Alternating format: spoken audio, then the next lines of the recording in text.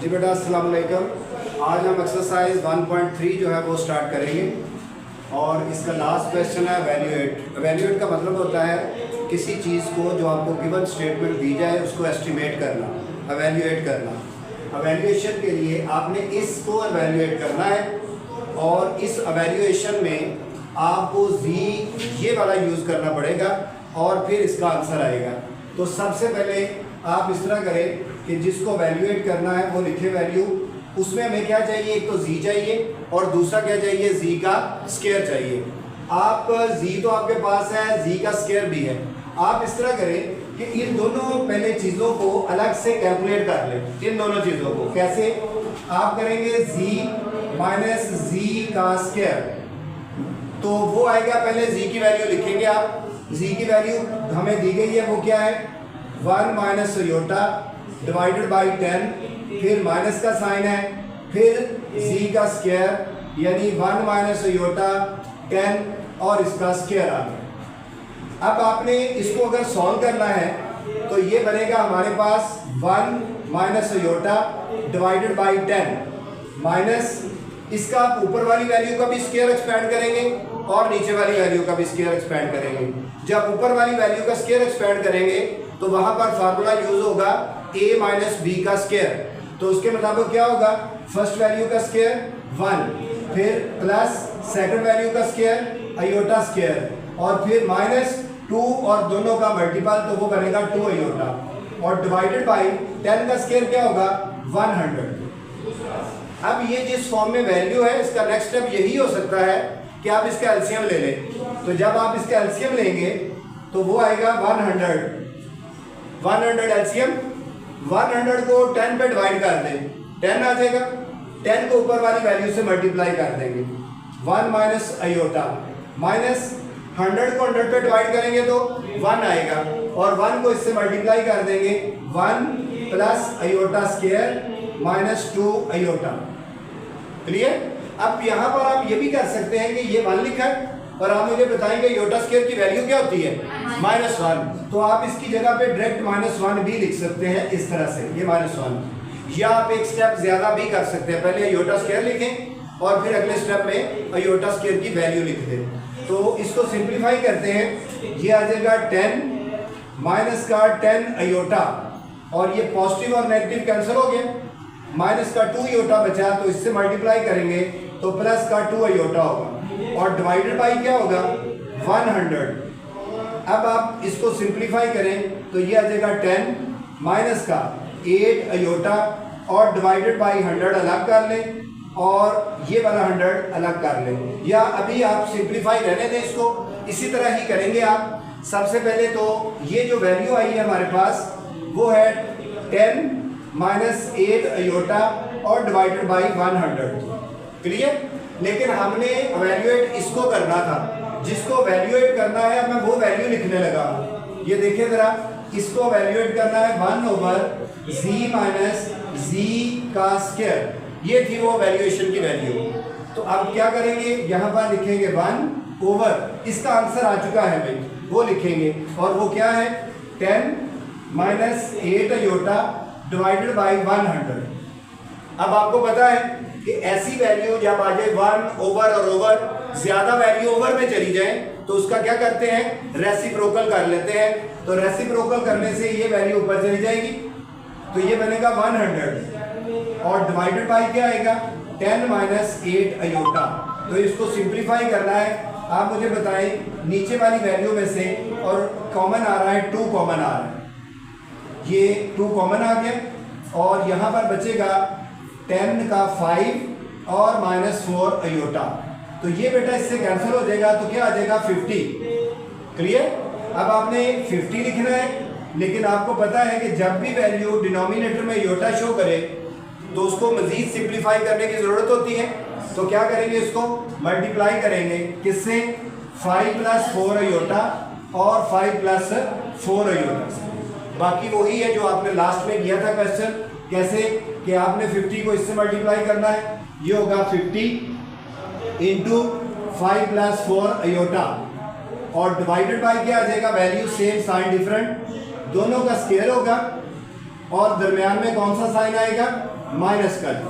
तो ये बेटा बनेगा 50, 5 + 4 अयोटा और डिवाइडेड बाई 25 और माइनस का 16 अयोटा स्क्वायर। अब आपको पता है कि 50 को इससे मल्टीप्लाई करेंगे तो 250 आ जाएगा और 50 को इससे मल्टीप्लाई करेंगे तो 100 अयोटा आ जाएगा और डिवाइडेड बाई 25 अयोटा स्क्वायर की वैल्यू क्या होती है, -1, तो पॉजिटिव का 16 हो जाएगा।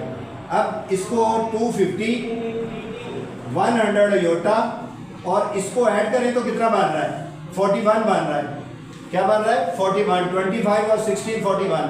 तो 41 इसके नीचे अलग लिख दें और ये 41 इसके नीचे अलग लिख दें। जब भी आपने किसी भी कम्प्लेक्स नंबर को सिंप्लीफाई करना हो, उसका मॉडुलस लेना हो या कुछ भी करना हो तो उसको स्टैंडर्डाइज फॉर्म में लिखना बहुत ज़रूरी होता है। हालांकि कहा नहीं गया था, उसने कहा था वैल्यूएट करें, तो हमने क्या किया, वैल्यूएट किया, बट उसकी पोजीशन जो है वो स्टैंडर्ड फॉर्म की होनी चाहिए। क्यों बेटा, समझ आई? कोई क्वेश्चन क्लियर? चलो नोट करें जी जल्दी। अब हम रिव्यू एक्सरसाइज आप अपने बुक से देख लें। रिव्यू एक्सरसाइज वही है जो आपने क्वेश्चन पहले किए होते हैं, बट उसमें थोड़ी सी चेंज आ जाती है और उस चेंज की वजह से ये नहीं है कि आप क्वेश्चन ही नहीं कर सकते। तो आपको SLO बेस यही है कि आपको जिस लेवल पे पढ़ाया जाता है उससे थोड़ा सा डिफरेंट स्टाइल के साथ अगर क्वेश्चन की स्टेटमेंट दे दी जाए तो आपने कंफ्यूज नहीं होना। तो ये चीज़ें तो आपने पहले भी पढ़ी हुई हैं कि एक से ज़्यादा कम्प्लेक्स नंबर को हम ऐड कर सकते हैं, मल्टीप्लाई कर सकते हैं, डिवाइड कर सकते हैं, सब्ट्रैक्ट कर सकते हैं। बट डिफरेंस सिर्फ ये है कि जब आप एक से ज़्यादा या दो कम्प्लेक्स नंबर को ऐड या सब्ट्रैक्ट करते हैं तो उनका एक ही रूल है, और वो रूल क्या है कि आप रियल में रियल ऐड कर दें या सब्ट्रैक्ट कर दें और इमेजिनरी में इमेजिनरी ऐड कर दें या सब्ट्रैक्ट कर दें। लेकिन जब आ जाती है बात मल्टीप्लिकेशन की तो वही रूल, जर्नल रूल जो हम आम मल्टीप्लिकेशन के लिए पढ़ते हैं वही यूज़ करेंगे। और डिवीजन के लिए तो आपको पता है कि वैल्यू जब फिर अयोटा की डिवीजन में चली जाती है तो उसको रैशनलाइज करके किया जा सकता है। तो ये हमारे पास एक माइनस का और एक प्लस का है। तो आपको पता है कि इस ब्रैकेट में माइनस की वजह से साइन चेंज हो जाएगा। तो अब आपने ऐड और सब्ट्रैक्शन के लिए रियल को रियल के साथ एडजस्ट करें तो माइनस का 10 आ जाएगा, इमेजिनरी को इमेजिनरी के साथ करेंगे तो क्या आ जाएगा, प्लस का 9 अयोटा। अच्छा, ये क्वेश्चन ये है कि simplify and right the answer in order pair. SLO base का क्वेश्चन नोट कर लें बच्चों। ये क्वेश्चन इस तरह भी पेपर में आ सकता है कि simplify and right the answer in order pair. तो फिर क्या करेंगे, सिंप्लीफाई तो हमने कर लिया है। अब अगर उसने कह दिया है, इधर देखें जरा, कि राइट इन ऑर्डर पेयर, ये SLO बेस है, right in order pair. Order pair में भी लिखें तो क्या करना आपने, ऑर्डर पेयर क्या होता है, ये वाली वैल्यू ऑर्डर पेयर कहलाती है। तो आपने इसको -10 और कॉमा, ये क्या आ जाएगा, 9 आ जाएगा। आपको पता है ये x की वैल्यू होती है और ये किसकी होती है, y की वैल्यू। और जो x की वैल्यू होती है वो एक्चुअली रियल वैल्यू होती है, रियल एक्सिस। और जो y की वैल्यू होती है वो कौन सी होती है, इमेजिनरी होती है। इमेजिनरी यानी हमारे पास y एक्सिस को इमेजिनरी कहा जाता है। तो फिर आप ऑर्डर पेयर को इस तरह से लिख सकते हैं। तो एक छोटे से पॉइंट से ही आपका क्वेश्चन एक डायरेक्ट क्वेश्चन से SLO बेस में कन्वर्ट हो सकता है। अब आ जाए इस पे, आपने इसको सिंप्लीफाई करना है पहले। तो प्लस के साथ आपको पता है कोई साइन चेंज नहीं होगा, 7 अयोटा और +4। तो अब क्या आएगा इसका, 4 और 3 1 आ जाएगा और माइनस का 3 अयोटा। और अगर वो इसको कहे कि ऑर्डर पेयर में नहीं लिखना तो नहीं लिखना जी इसको अपने ऑर्डर पेयर में। हाँ, अगर वो इसको कहता कि आपने इसका जो है वो मॉडुलस फाइंड करना है। क्या फाइंड करना है, मॉडुलस। या आपको SLO बेस कह सकता है कि इसका आपने मॉडुलस की बजाय आपने फाइंड करना है जी कॉन्जुगेट। तो दोनों सूरतों में मैंने बताया है कि आप जब तक आपकी वैल्यू स्टैंडर्ड फॉर्म में नहीं होगी तब तक आप ना मॉडुलस ले सकते हैं और ना ही उसका कॉन्जुगेट ले सकते हैं। तो आपको फिर पता है कि ये स्टैंडर्ड फॉर्म में नहीं है, स्टैंडर्ड फॉर्म में कन्वर्ट करने के लिए ये बन गए। तो सिंप्लीफाई करना पड़ेगा, फिर उसके बाद आप इसका कॉन्जुगेट भी ले सकते हैं और इसका मॉडुलस भी ले सकते हैं। समझ आई? नोट करें जल्दी से। अब है जी इसका क्वेश्चन नंबर 3।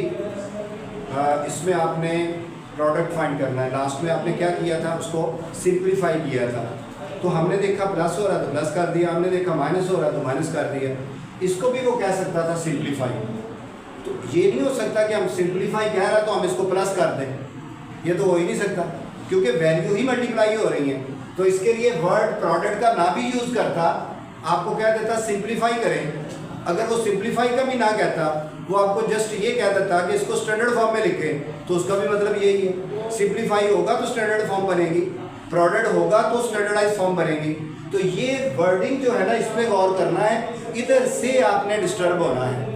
आपको पता चलना है कि ये चीज़ तो हमें आती थी, लेकिन आपने उसको मुख्तलिफ एंगल से देखना है कि कैसे क्वेश्चन पूछा जा सकता है।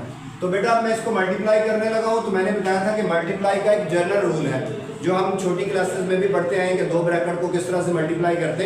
बट इतना भी नहीं छोटी क्लास में जाना कि आप पहले लिखें x, फिर पूरी ब्रैकेट लिखें, फिर लिखें आयोटा y और फिर पूरी ब्रैकेट लिखें। जो ऐसे भी लिखेगा तो गलत नहीं होगा, ऐसे लिखने से भी कोई गलत नहीं होगा। बट आपने डायरेक्ट मल्टीप्लाई कर देना है x को 2 से, क्या बनेगा 2x, फिर इसको इससे 3x अयोटा, फिर ये इससे मल्टीप्लाई 2y अयोटा, फिर ये इससे मल्टीप्लाई तो 3y अयोटा स्क्वायर, ये आ गया। लेकिन ये हमारा फाइनल आंसर नहीं हो सकता। क्यों नहीं हो सकता? क्यों नहीं हो सकता भाई जी? क्यों नहीं हो सकता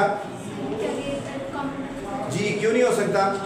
स्टैंडर्ड फॉर्म नहीं है जी, तो आप आंसर फाइनल तो हो ही नहीं सकता। अभी स्टैंडर्ड फॉर्म में होना जरूरी है। आप करेंगे 2x, इन दोनों में से कॉमन लें अयोटा, तो ये हो जाएगा 3x प्लस 2y, और अयोटा स्क्वायर की वैल्यू क्या होती है -1, तो ये माइनस का 3y ये आ जाएगा। क्लियर? अब क्या करेंगे, इसको और इसको क्लियर कर लें। 2x माइनस 3y यानी रियल मैंने इकट्ठे कर लिए, और plus iota 3x plus 2y, तो ये देखें जी हमारे पास सिंप्लीफाई हो गया, प्रोडक्ट फाइंड कर लिया। ये है स्टैंडर्ड फॉर्म जिसमें एक रियल है और एक क्या है इमेजिनरी। अब आ जाए इस पे, इसको मल्टीप्लाई करें -3 को -6 से, पॉजिटिव का 18, फिर -3 को -3 अयोटा से -9 अयोटा, फिर इसको इससे -36 अयोटा, फिर ये 6 3 आर 18 अयोटा स्क्वायर। अब सिंप्लीफाई करेंगे तो 18, इन दोनों को सॉल्व करेंगे माइनस कितना आ जाएगा 9 6 15 45 अयोटा, और अयोटा स्क्वायर की वैल्यू -1 -18, तो -18 पॉजिटिव 18 -45 अयोटा, ये आंसर आ गया। लेकिन स्टैंडर्ड फॉर्म में लिखना है और लिखना चाहते हैं तो क्या करेंगे अभी इसमें 0 -45 अयोटा। Any question? नोट करें जिसको। पहले आपने सिंप्लीफाई करना है, इस फॉर्म में लिखना है। इस फॉर्म में आपको अयोटा नजर आ रहा है, तो यहाँ पर अयोटा नहीं है, तो अयोटा होना चाहिए पहले नंबर पर, और फिर आपने उसका कॉन्जुगेट लेना है, क्योंकि कॉन्जुगेट लेते वक्त रियल वैल्यू नहीं चेंज होती, बल्कि कौन सी होती है इमेजिनरी वैल्यू। तो पहले इमेजिनरी वैल्यू शो करनी पड़ेगी आपको। आप बताएं कि ये 3 2 अंडर रूट है, मैं इस माइनस को इस तरह लिख देता हूँ -1 और ये 7 का अंडर रूट। मल्टीप्लाई में और डिवीजन में मैंने बताया था कि इकट्ठा किया जा सकता है, मल्टीप्लाई में भी इकट्ठा किया जा सकता है, डिवीजन में भी, और अलग अलग भी कर सकते हैं। क्योंकि -1 इससे मल्टीप्लाई हो रहा था, तो इसको आप मल्टीप्लाई कर सकते हैं।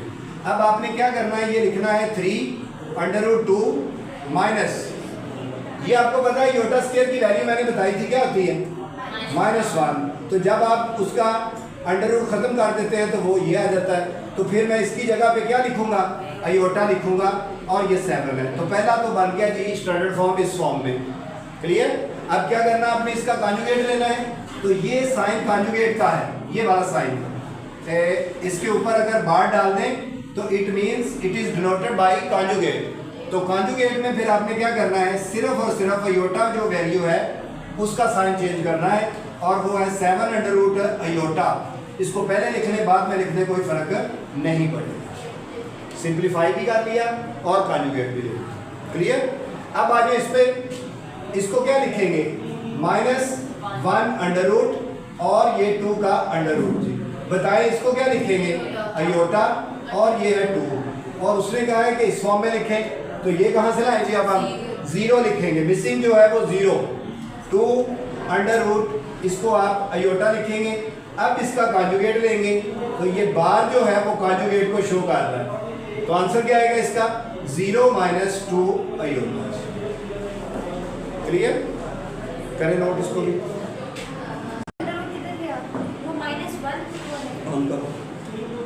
जी अंडर रूट 2 जो है ये हमारे पास एज इट इज ही रहेगा, ये खत्म नहीं होना, वो सिर्फ उसके ऊपर इधर है उसकी जगह पे योटा और ये 2 अंडर रूट रहना है, इसके ऊपर भी 2 अंडर रूट। अब क्लियर, चले जी नोट कर लो जी बेटा। 5th पार्ट और आज के लेक्चर का ये लास्ट क्वेश्चन होगा। फाइंड z और z मैग्नीट्यूड, z कॉन्जुगेट, इन दोनों को आपने मल्टीप्लाई करना है और आपको गिवन है z की वैल्यू। तो आप पहले नंबर पर लिखेंगे z dot z conjugate, z की जगह पे z की वैल्यू लिखें, डॉट कॉन्जुगेट की जगह पे कॉन्जुगेट की वैल्यू लिखेंगे। तो ये बनेगा -1/2 प्लस अयोटा, ये -1/2 प्लस अयोटा, तो इसको लिखेंगे -1/2 प्लस अयोटा। कॉन्जुगेट क्या होगा इसका -1/2 माइनस का अयोटा। तो दो ब्रैकेट को आप मल्टीप्लाई करना है, तो फार्मूले के मुताबिक कीजिएगा। वैल्यू सेम है, साइन डिफरेंट है। वैल्यू सेम हो साइन डिफरेंट हो तो क्या करते हैं, दोनों का अलग अलग स्क्वायर ले लेते हैं और ये अयोटा इसका स्क्वायर आ जाएगा। अब क्या करेंगे इसको, ये बनेगा 1/4 और माइनस अयोटा स्क्वायर आ जाएगा जी।